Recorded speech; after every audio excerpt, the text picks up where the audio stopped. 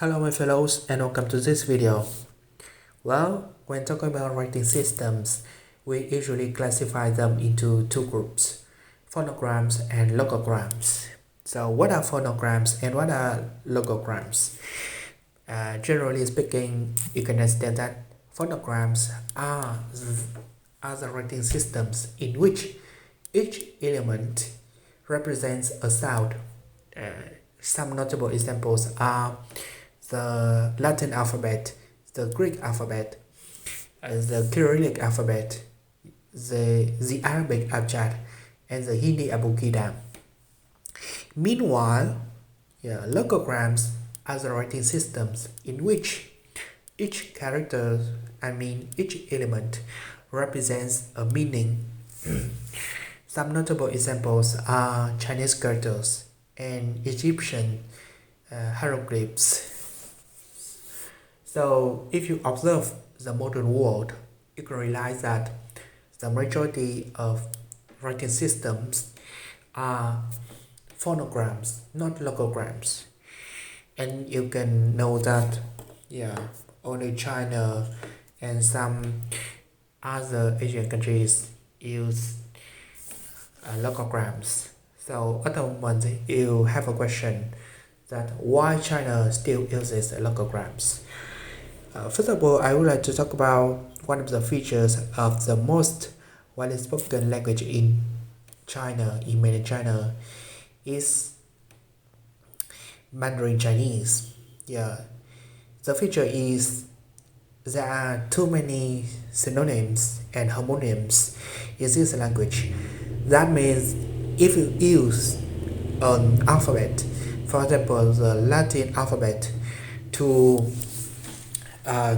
write Mandarin Chinese, you can understand what people are talking about.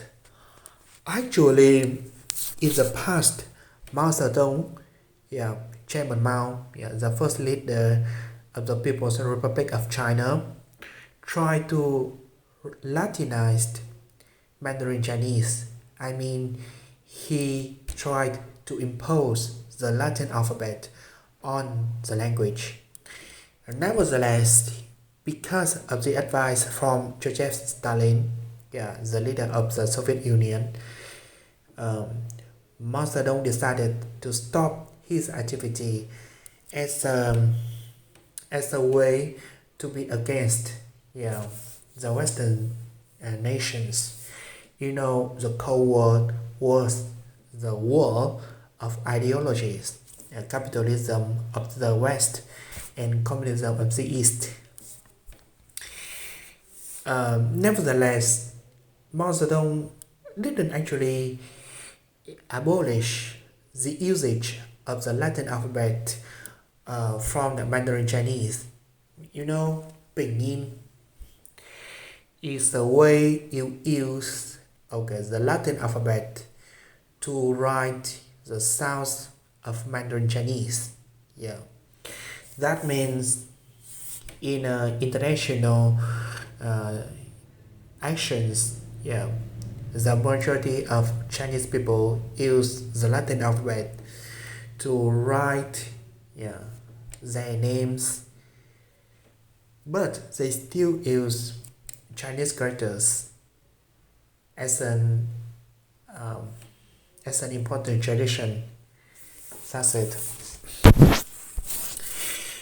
Basically, you can understand that Mandarin Chinese has too many synonyms and homonyms, so it's almost impossible to use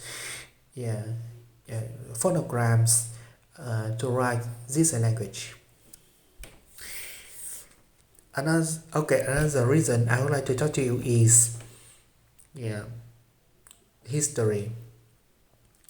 Probably the many Chinese don't know or don't accept that in history there were many invasions by nomadic tribes. You should understand that these tribes were basically not civilized.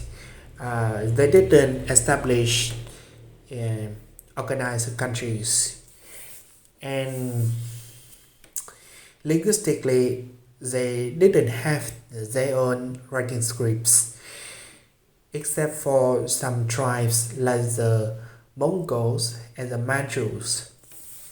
So when they invaded northern China, they adopted Chinese characters. And this type of history repeated many times in the history of China. So along the time, Chinese characters were remained. They were not abolished, but remained. And that's the historical reason why Chinese characters are still used in China. Yeah. And that's about the Chinese characters. If you find this video is interesting,